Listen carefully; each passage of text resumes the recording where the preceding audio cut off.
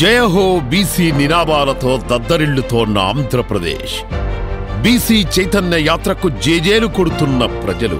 42 ఏళ్లుగా తెలుగుదేశం పార్టీ జెండా మోశారు. తెలుగుదేశం పార్టీకి వెన్నెముక ఈ వెనుకబడిన వర్గాలని చెప్పి మీ అందరికీ తెలియజేస్తున్నా.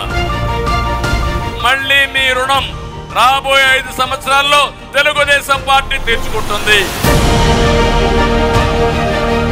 బీసీలు ఎదుర్కొంటున్న సమస్యలు విని వారికి భరోసానిచ్చేందుకు జనవరి 4న ఈ ప్రత్యేక బీసీ అవుట్ రీచ్ కార్యక్రమాన్ని తెలుగుదేశం ఆరంభించింది. బీసీ అంటే ఒక భరోసా, బీసీ అంటే ఒక బాధ్యత, బీసీ అంటే ఒక భవిష్యత్తు.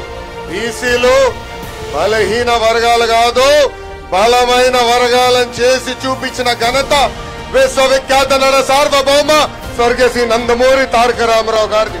ఆనాడు ఎంతో మంది బీసీ కుర్రోళ్ళకి అవకాశం ఇచ్చి చిన్న వయసులో మంత్రి వర్గానికి తీసుకొచ్చిన ఘనత అన్న ఎన్టీఆర్ది.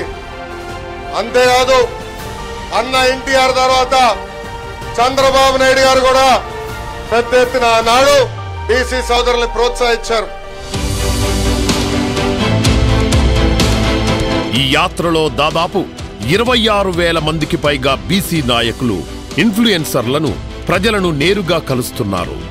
మొత్తం 935 మండలాల్లో కొనసాగుతోన్న ఈ అవుట్ రీచ్ లో 1 కోటి మందికి పైగా బీసీలు భాగం కానున్నారు.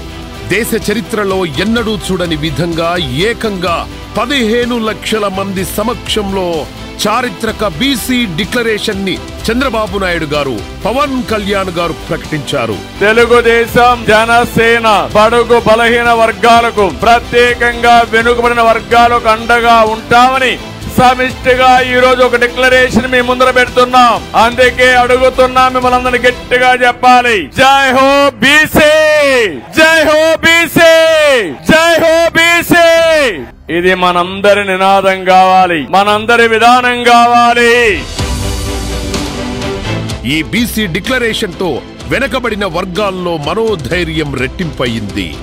రాష్ట్ర వ్యాప్తంగా మొత్తం 1874 క్లస్టర్లలో ఇప్పటి వరకు 450కి పైగా క్లస్టర్లు జయహో బీసీ సమావేశాలను పూర్తి చేసుకున్నాయి. బీసీ కులాలన్నిటికీ ఎంతసేపు యాచించే స్థాయి నుంచి శాసించే స్థాయిలో బీసీ కులాలు ఉండాలని మనస్ఫూర్తిగా ఆకాంక్షించేవాడిని, కోరుకునేవాడిని. 1 కోటి మంది బీసీలను కలుసుకొని వారిని ఏకం చేసేందుకు సాగుతోన్న జయహో బీసీ చైతన్య యాత్రకు ప్రజలు బ్రహ్మరథం పడుతున్నారు.